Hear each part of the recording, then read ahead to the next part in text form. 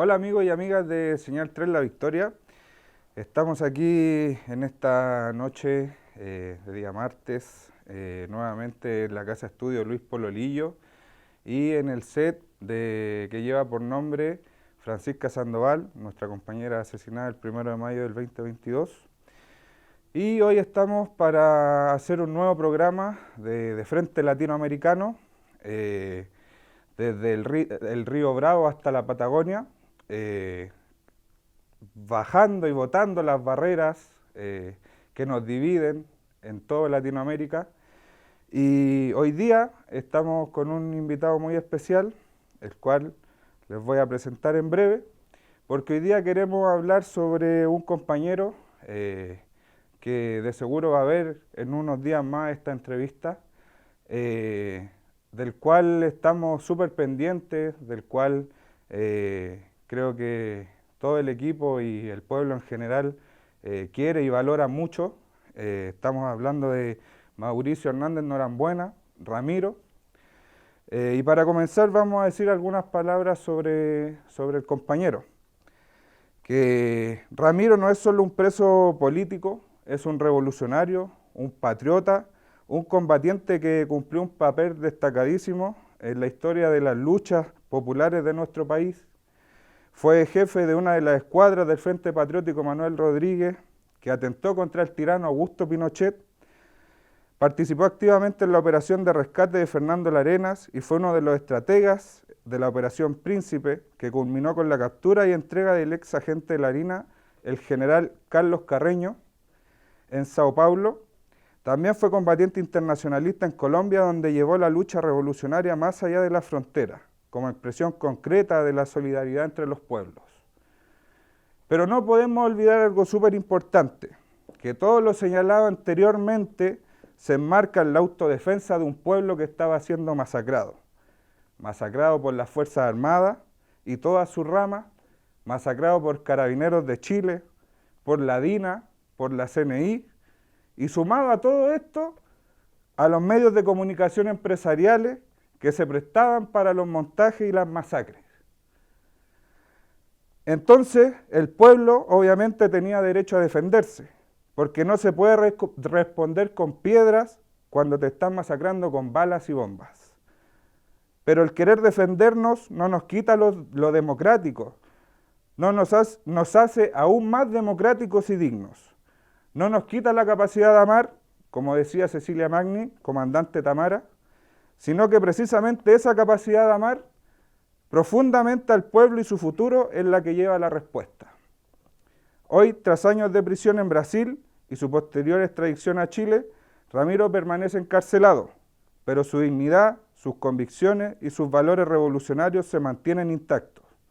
En esta entrevista abordaremos su situación legal actual, su estado de salud, las condiciones de su reclusión y cómo su historia sigue inspirando a quienes no olvidan ni perdonan. Es por esto que, para iniciar, quiero presentar aquí al compañero, abogado, sobrino de Ramiro, Mauricio Menares Hernández, por favor.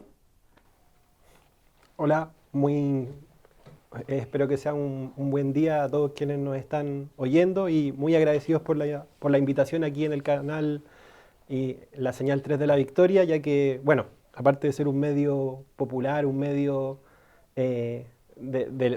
popular también, Mauricio Ramiro es un seguidor de su señal y, bueno, en momentos muy, muy oscuros y difíciles, él, por algo que podríamos comentar después, él tuvo acceso a su canal y pudo ver su programación y, bueno, eso fue muy importante para su persona. Gracias.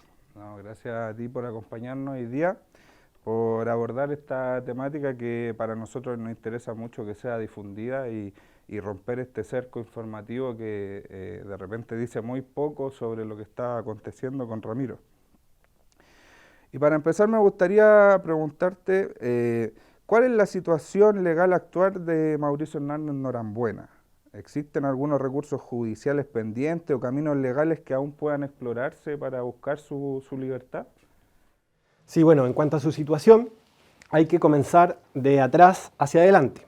Mauricio Hernández Norambuena, Ramiro, como prefiramos llamarle, En un principio fue condenado a 2 penas perpetuas. En el año 1994 quedaron firmes sus condenas y son 2 perpetuas. Uno por el caso de Jaime Guzmán y otro por la operación relativa a Edwards, ¿cierto? El hijo de la familia dueña del Mercurio. Entonces, a propósito de esas 2 situaciones, de esos 2 casos, a él se le aplican 2 cadenas perpetuas por parte del ministro en visita Pfeiffer, que es un ministro reconocido, y creo que después vamos a hablar de eso a propósito de ser de extrema derecha. Y bueno, se le aplican estas 2 condenas perpetuas. Mauricio alcanza a cumplir 3 años y medio, desde 1993, a mediados de 1993 fue detenido, y cumple hasta diciembre del año 1996, momento en que junto a otros compañeros del Frente Patriótico Manuel Rodríguez se fugan de la cárcel, en esa conocida operación que, bueno, exactamente, vuelo de justicia, y alcanzan su libertad directamente, ¿cierto? No se la piden a nadie, sino que, bueno, ellos hacen su libertad. Entonces, a partir de ahí, Mauricio está un tiempo en libertad, y por cosas que vamos a conversar después, es nuevamente detenido en Brasil, el año 2002, y bueno, es condenado en Brasil directamente a... Hay detalles, pero ya los vamos a conversar después. Es condenado en definitiva a una pena de 30 años en Brasil. Pero en paralelo a esa condena en Brasil, se inició un proceso de extradición desde Chile para que viniera a cumplir las penas pendientes, respecto a las cuales se había fugado. En ese contexto, por diversas situaciones, su extradición se hace efectiva en el año 2019. Y ahí hay un punto importante, porque si bien él tenía pendiente 2 perpetuas en Chile, Brasil, para poder extraditarlo, le puso 2 condiciones a Chile. Una que nos interesa en particular ante esta pregunta. La primera condición era que en esos tiempos Brasil disponía en su constitución que la pena privativa de libertad máxima que se podía aplicar a una persona eran 30 años, no más de 30 años. Entonces Brasil le dijo a Chile, bueno, como nuestro máximo de pena son 30, yo te lo puedo mandar, lo puedo extraditar a Chile, pero tienes que asegurarme que el máximo de penas que le va a aplicar son 30 años. Entonces, si quieres llevarlo a Chile, modifícale las penas. Y por factores que vamos a profundizar después, Chile en un momento aceptó aquello y dijo, está bien, hacemos el compromiso, firmamos y vamos a transformarle las penas. Entonces, Mauricio es extraditado a Chile en el año 2019 y vía fallo judicial del ministro Carroza transforma las 2 condenas perpetuas que él tenía en 2 penas de 15 años. 15 años más 15 años. Entonces, actualmente, al día de hoy, Mauricio está condenado a privación de libertad por 30 años, de los cuales lleva cumplido aproximadamente, sumando el periodo inicial previo a la fuga, más el tiempo que lleva en Chile desde el 2019, lleva aproximadamente 10 años. Es decir, si él tuviera que cumplir efectivamente todo el tiempo de privación de libertad, le restarían aproximadamente 20 años para totalizar ese tiempo. Y creo que la pregunta tenía una segunda... Claro, si existen recursos judiciales pendientes o caminos legales que aún puedan explorarse.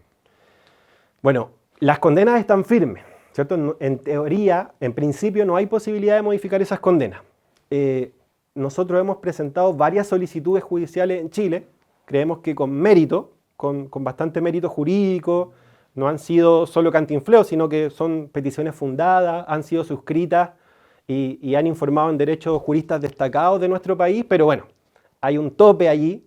Nosotros creemos que esta causa no es solo judicial, sino que tiene harto de política, y todas estas solicitudes que buscaban tener por extinguida la pena de Mauricio o reducir su condena han sido rechazadas, creemos nosotros, con malos argumentos. De todas maneras, hay algunos caminos que todavía se pueden explorar en miras a reducir su condena, pero hay que reconocer que es difícil porque es un caso que tiene mucho de político y hay muchos amarres institucionales aplicados a su respecto, como por ejemplo la aplicación de la ley antiterrorista. Claro, además, como hemos visto hoy en día, el Poder Judicial harto de político que tiene en sus decisiones y en cómo se mueve. Por otro lado, me gustaría saber cómo calificaría el proceso judicial al que ha sido sometido Ramiro, tanto en Chile como en Brasil, y si consideras que se han respetado sus derechos fundamentales. Bien.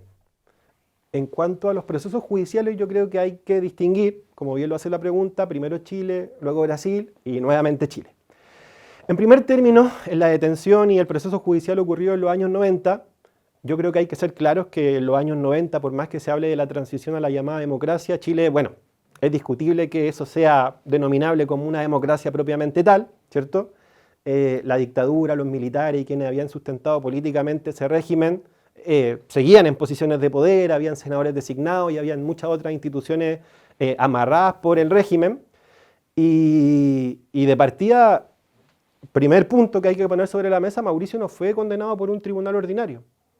No fue condenado por el juzgado del crimen, que eran los tribunales que regían las materias penales en esos momentos, sino que fue condenado por un ministro en visita, que era este señor que yo les nombraba antes, Pfeiffer, que las personas que están ahí siguiendo esta entrevista pueden googlearlo y van a ver que es un ministro francamente de extrema derecha, que a posteriori incluso, después de condenar a Mauricio, se retiró de la causa porque confesó que tenía manifiesta enemistad hacia los militantes de la izquierda revolucionaria, por decirlo de alguna manera. Entonces, bueno, ahí tenemos una piedra de tope respecto a si esto fue justo o no fue justo.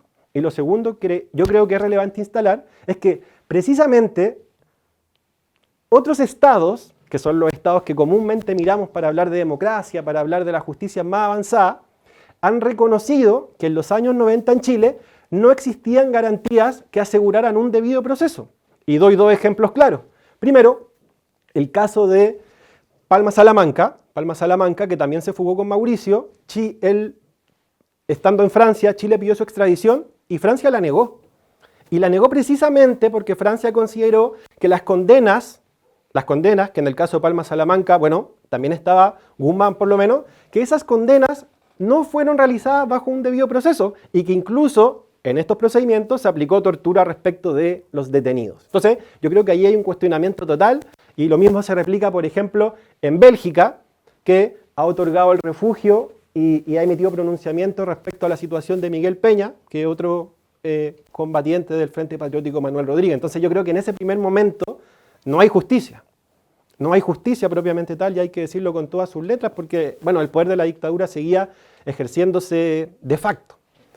Y yo creo que a posteriori, respecto a Brasil, lamentablemente, como en esto hay también involucrado cuestiones políticas, y la política también se mezcla con la economía, hay que reconocer que la operación que realizó, y creo que después vamos a hablar de eso, pero la operación internacionalista, como tú señalabas, que realizó Mauricio y otras personas en Brasil, fue dirigida precisamente contra un gran empresario del país brasileño. Es decir, no era alguien que no ejerciera poder o cuestiones similares, sino que Washington Oliveto, que fue la persona respecto a la que realizó un secuestro con fines económicos en pos de lo político, es una persona muy, muy influyente en Brasil y de seguro que habrá ejercido esa influencia y ese poder en pos de asegurar una condena intensa para Mauricio I en años, porque hay que nuevamente poner un acento. En primera instancia en Brasil, Mauricio fue condenado a 17 años de privación de libertad y la jueza reconoció el carácter político de la acción. Pero, en segunda instancia, el Poder Judicial brasileño ignoró este reconocimiento del carácter político y aplicó directamente una pena de 30 años, que era el máximo que se podía aplicar a su respecto. Y bueno, luego hay una serie de decisiones judiciales que se producen en Brasil en aras a mantenerlo en un régimen de privación de libertad especial, que constitutivo de aislamiento, con una serie de condiciones que bueno, yo creo que están dirigidas francamente a anular a la persona y eso fue judicializado un montón de veces y todas las oportunidades fue rechazado poder modificar esa situación. Y yo creo que, y aquí termino estas palabras, al regresar a Chile, al momento de la extradición también hay cuestiones que no me aventuro a criticarlas abiertamente, pero creo que hay que poner el punto. El ministro que recibió el proceso de extradición y que modificó las penas de Mauricio, como yo les comentaba anteriormente, era el actual ministro de la Corte Suprema, Mario Carroza. Mario Carroza, además de ese primer compromiso con Brasil, referido a transformar las penas de 2 perpetuas a 2 penas a una penalidad máxima de 30 años, tenía otro compromiso que operativizar, otro compromiso que había suscrito el Estado de Brasil con el Estado de Chile. Y este compromiso era que se le iba a reconocer, firmado por los ministerios de Relaciones Exteriores de ambos estados, se le iba a reconocer el tiempo que estuvo privado de libertad en Brasil para fines de extradición. ¿Qué significa esta frase larga? Significa que todo el tiempo que Mauricio estuvo privado de libertad para ser extraditado a Chile, debía ser descontado del tiempo que él tenía que cumplir en Chile. Ahí habían varias posturas en debate. La defensa sostenía 17 años, que los 17 años que estuvo preso en Brasil, por más que tuviera una causa allá, la prisión preventiva de Chile seguía surtiendo efecto. Es decir, si él hubiera sido liberado en Brasil durante esos 17 años, él hubiera seguido preso, porque esa prisión preventiva seguía efectiva. Bueno, la defensa sostenía eso, y Brasil, por otra parte, también tenía una posición, y le dijo a Chile, no, los años que tú le debes reconocer, que tú le debes abonar, que tú le debes descontar a Mauricio Hernández Norambuena son 3 años y medio. ¿Okay? Entonces, Brasil le dijo explícitamente a Chile, Chile suscribió ese compromiso, 3 años y medio se le deben reconocer. ¿Y qué hizo el ministro Carroza?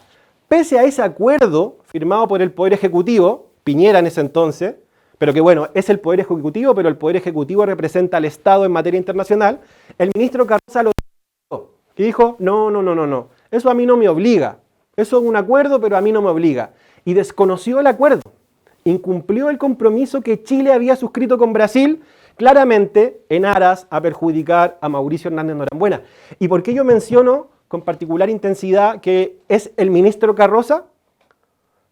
No señaló nada, no acusó nada, pero hay que poner la atención a que en los chats de Hermosilla, Luis Hermosilla, el abogado que está obligado a distintos casos de corrupción, precisamente uno de los chats más relevantes que se ha filtrado es con el ministro Mario Carroza. Primero, a propósito de su nombramiento como ministro de la Corte Suprema, y segundo, a propósito de que, y esto está señalado, me parece que en la tercera o en el Mercurio, aproximadamente entre los años 2013 a 2022, ellos tienen conversaciones a propósito del caso Guzmán. Y Hermosilla no es solo un abogado, sino que Hermosilla era el abogado de la familia Jaime Guzmán, querellante en la causa. Entonces, bueno, sería importante para dilucidar qué pasó allí que esos chats sean de conocimiento público, ¿cierto? Porque uno a lo menos puede tener la sospecha de que algo pasa si un abogado que es parte se comunica privadamente con un ministro que está tomando las decisiones y precisamente lo más perjudiciales posibles para el imputado. Bueno, como mencionaba, hablando de los chats de Hermosilla, ahí también podemos ver un poco lo que dilucidamos en la introducción sobre el rol de los medios en los montajes y ahora quizá, bueno, en la actualidad igual se han prestado para montaje, pero también para tapar información, para que la gente no sepa lo que está pasando con ciertos personajes, con ciertas redes, en lo más alto de las instituciones de nuestro país, con ciertos empresarios. Ahora tenemos también que se destapó un poco el tema del narcotráfico en las Fuerzas Armadas, pero yo creo que es la punta del iceberg y los medios de comunicación son los que se están encargando ahí de que esta información quede tapadita, inventando alguna otra cosita por ahí y dejando de lado lo relevante. Y bueno, para continuar me gustaría saber cómo ha sido el proceso, este último proceso actual, el estado de salud de Mauricio, cómo fue desde que empezó con los síntomas en Rancagua, después el traslado, cómo ha sido todo este último proceso que se ha vivido para el compañero. Perfecto. Bueno, en general Mauricio, pese a tener una edad avanzada, ¿cierto? Tiene 67 años de edad, pese a ser un adulto mayor, ¿cierto? Y pese a los largos años de aislamiento sufrido en general, más allá de esta situación particular, ya me voy a referir a eso, él se mantiene bien físicamente. Es decir, él es una persona que, bueno, es profesor de educación física y realiza su ejercicio, es preocupado de su salud física y psicológica en general. Entonces, bueno, él es una persona que en general estaba bien.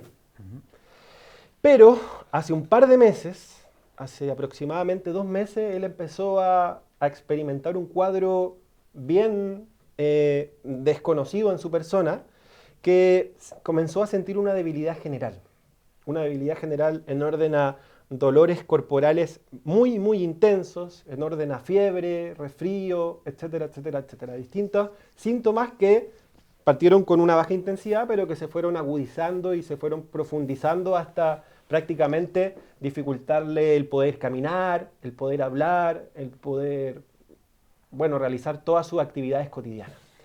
Ante aquello, bueno, lo fueron a ver varias visitas y todas notaron que él estaba muy raro y se veía muy afectado en su salud, en su condición física particularmente. Y así transcurrieron la semana, Gendarmería no realizó mayores alteraciones en el régimen, en el trato asignado a él, pese a que él hizo ver a los gendarmes que, bueno, no estaba bien. Y llegó a tal punto su sintomatología y los dolores que estaba sufriendo que él solicitó ser internado en el hospital de la cárcel de Rancagua, que es la cárcel donde él está cumpliendo su condena.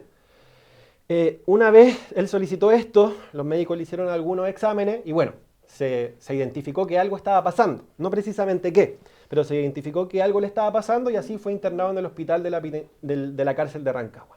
Este es un hospital, uno le dice hospital, pero en definitiva es un centro de salud con capacidades de resolución muy bajas, no complejas, y bueno, fueron pasando los días y en vez de mejorar, el estado de Mauricio se fue profundizando. Es decir, cada vez se sentía peor y cada vez los dolores musculares estaban perjudicando más su salud.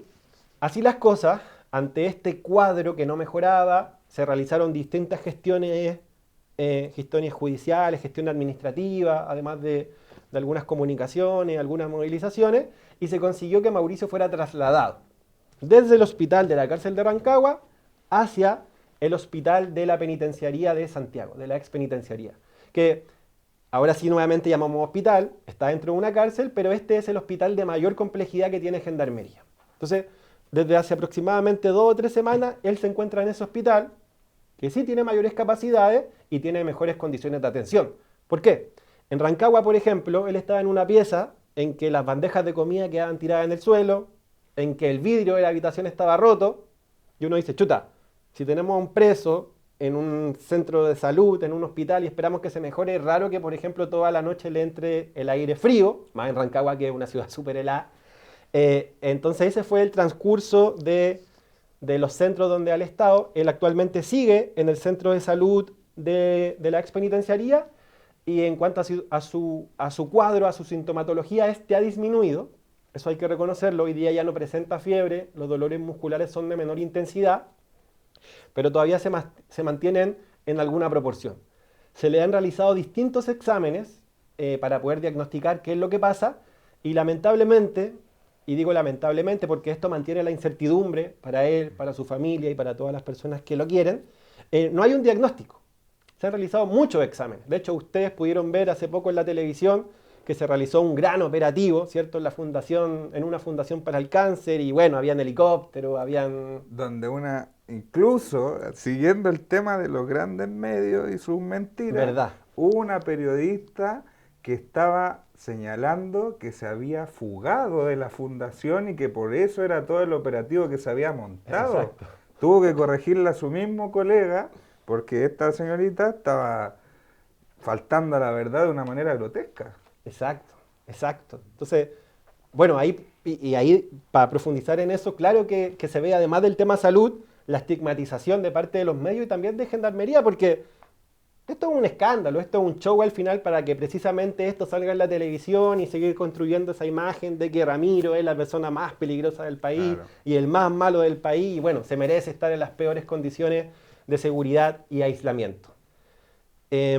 Y es curioso además el punto, porque precisamente cuando hacen ese gran operativo para Mauricio Hernández Norambuena, es la misma semana que desde la ex penitenciaría sale caminando uno de los supuestos sicarios del tren de Aragua, ¿cierto? Entonces, bueno, para que veamos lo ridículo de la forma en que funcionan las instituciones en nuestro país.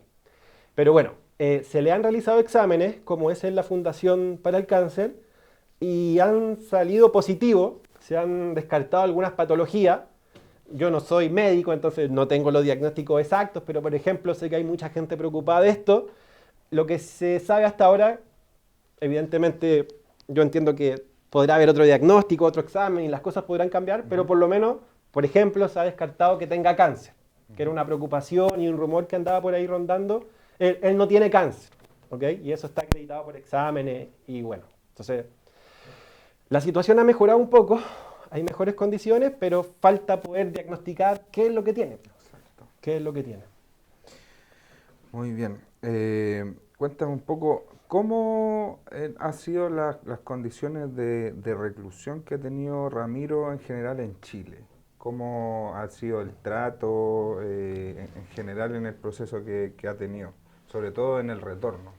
Sí, él retornó a Chile en agosto, me parece, del 2019, en pleno gobierno de Piñera. Él venía de 17 años de aislamiento en Brasil y sorpresa, llegando a Chile inmediatamente, ¿qué régimen se le aplica? Un régimen de aislamiento, un régimen especial, sin sustento normativo en nuestro país.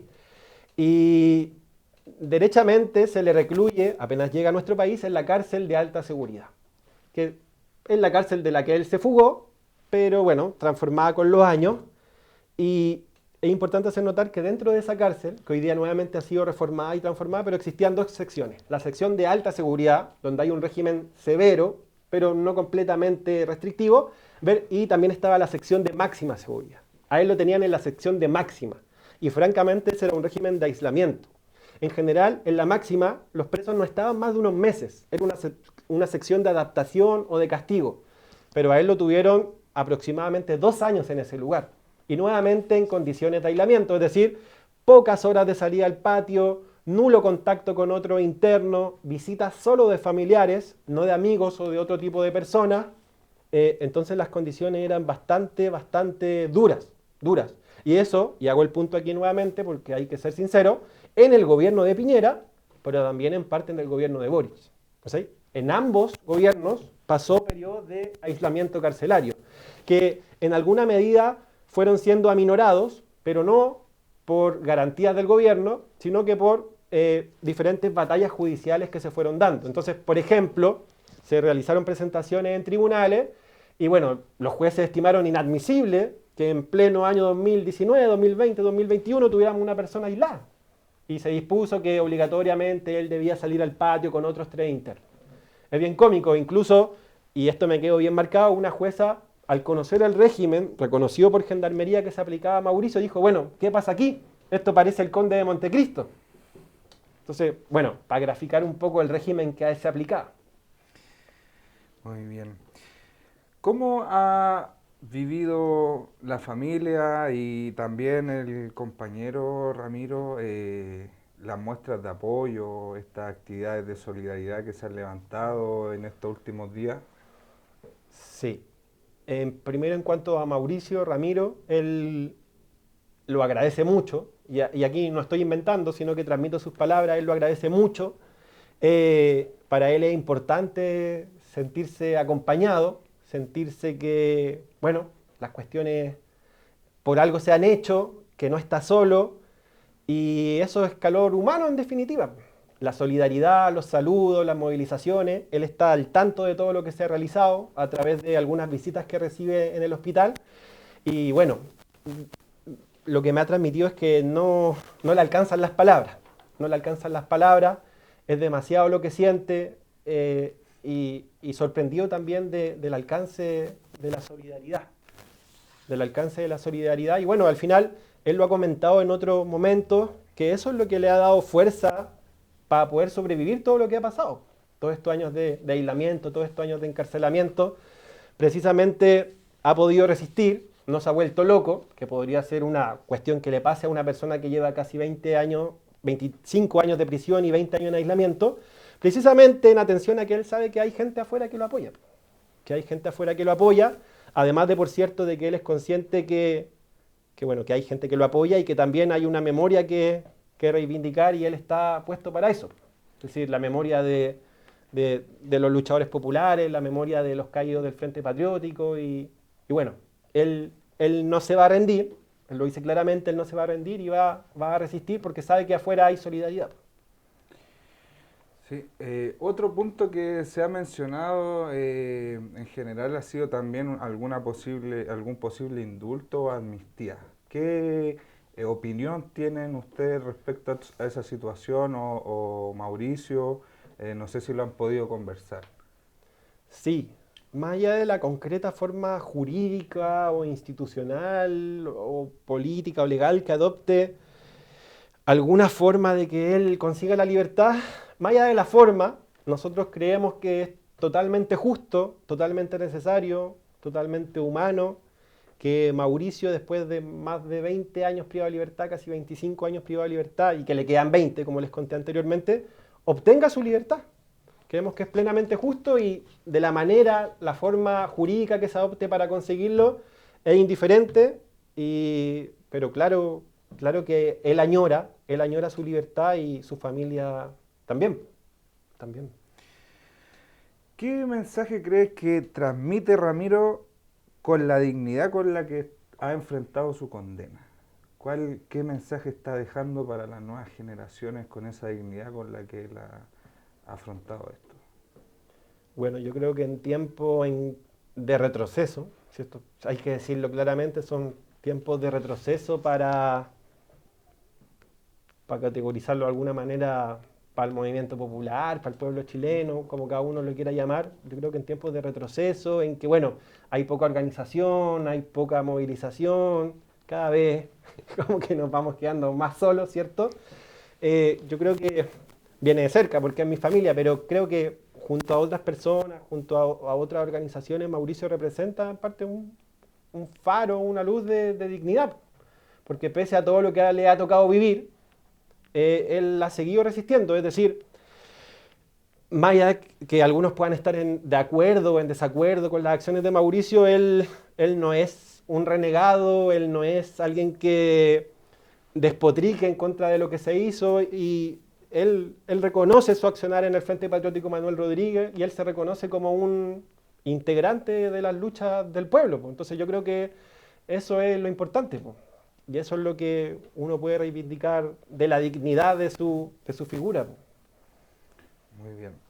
Nos quedan dos preguntitas. La primera sería, ¿qué expectativas tienen como familia respecto a su posible liberación futura? ¿Lo ven cercano? ¿Lo ven muy difícil? ¿Cómo lo ven? Bueno, yo creo que como esa frase que dicen siempre de pesimismo de la inteligencia, optimismo de la voluntad, bueno, yo creo que es difícil, ¿cierto? Creo que es difícil porque aparte de todas las consideraciones jurídicas, aquí hay cuestiones políticas. Y en el fondo hay que ser claro que Mauricio es un rehén de la derecha, ¿cierto? Es un rehén de la derecha, esta es la venganza de la derecha, o más ampliamente de los empresarios en contra de quienes han decidido u osado luchar, rebelarse en contra de la dictadura primero y después de lo que fue la transición a la democracia. Entonces yo creo que es difícil, ¿cierto? Es difícil por aquello, por lo que él representa para nosotros, pero también para el otro lado. Entonces, es difícil por aquello. Segundo, es difícil porque precisamente jurídicamente la dictadura y todo este tejido jurídico que construyó, entre otros, Jaime Guzmán, se aseguró de construir, de configurar ciertos cerrojos para que, por ejemplo, quienes fueran condenados por la ley antiterrorista, les costara mucho conseguir la libertad. Así, por ejemplo, en Chile, por la Constitución, está prohibido que un presidente indulte a un condenado por delitos terroristas. Entonces, bueno, ahí podemos ver que toda esa institucionalidad nos achica un poco la cancha. Nos achica un poco la cancha. Entonces, yo creo que es difícil, pero no imposible. No imposible. Porque más allá que en el terreno judicial la cuestión, pese a que hay algunas jugadas que podemos hacer, tenga poco horizonte, yo creo que es un tema principalmente y lo que hay que luchar por conseguir una solución de carácter político. Una solución de carácter político que no nos las van a regalar, no nos las van a regalar, pero bueno, hay que hacer los esfuerzos necesarios para luchar por ella. Yo creo que es una solución política por la que hay que luchar y creo que precisamente en esta coyuntura que, bueno, harta gente se ha movilizado y ha puesto atención a la demanda por su vida, por su salud, yo creo que es precisamente el momento para ligarlo y empezar a unar fuerza y aumentar la presión en torno también a la demanda por la libertad. Es decir, que la consigna en definitiva no sea solo la vida de Ramiro, sino que sea la vida y la libertad de Ramiro. Porque ya lleva 25 años en las mazmorras y yo creo que es tiempo y creo que es tiempo y creo que es totalmente justo y humanitario que él consiga su libertad. Muy bien. Para terminar, me gustaría dejar la cámara a disposición. Si es que se nos quedó algo en el tintero, es el momento para dirigirse a la gente. También hacer una invitación a los compañeros y compañeras que nos están viendo a poder seguir movilizados por la libertad de Ramiro. Entonces te dejo aquí la libertad en la cámara para que te explaye ahí para los compañeros. Muchas gracias. Bueno, en principio quisiera recalcar dos ideas.